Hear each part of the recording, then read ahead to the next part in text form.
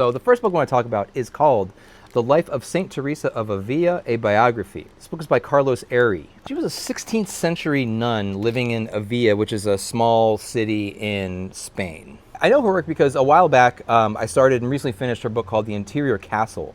Although I grew up very conservative and Christian, in the past few years I've been getting more interested in kind of like esoteric or mystical experiences and theologies and understandings of religion. And St. Theresa has been a bit of a hero of mine. She is famous because just kind of one day out of the blue, she started experiencing what she said were these incredible visions from God. And she had scores, maybe hundreds of these throughout her life, and wrote many of them down and documented them, and ended up getting in trouble with the Spanish Inquisition because at the time, the Spanish Inquisition was basically routing out everyone who didn't believe what the people in charge believed, in some cases punishing or even executing people. Jewish people living in Spain, people living with alternative beliefs who were kind of branded as heretics. And she basically was instructed by the inquisitors to kind of write a defense of her spiritual experiences. And this defense became a book called The Life of Saint Theresa of Avila. Although it was kind of kept under lock and key by the Catholic Church for a while, eventually it got into the wider public. It's considered like one of the kind of classics in kind of Western esoteric spirituality.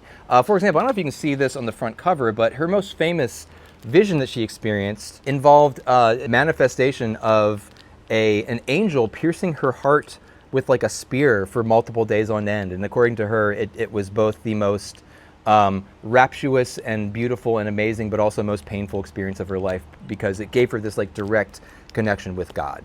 In the tradition I grew up, this is complete nonsense, this is heresy, but other people witnessed her having these. When she would have these experiences, she would just kind of like stare up into the sky and shake or sweat or whatever. And just all throughout her life, she has experiences, and it is considered one of the most important and influential kind of Christian mystics of all time. So this book, interestingly enough, is not about her; it's about the book. It's a book about how her autobiography came to be written. And kind of the aftermath of it, and both it's in terms of it's kind of like first kind of political suppression from the Catholic Church, but eventually it becoming a major kind of milestone in kind of Christian and Catholic mysticism. So far it's really fantastic. I'm really enjoying it, and yeah, Saint Theresa, big fan.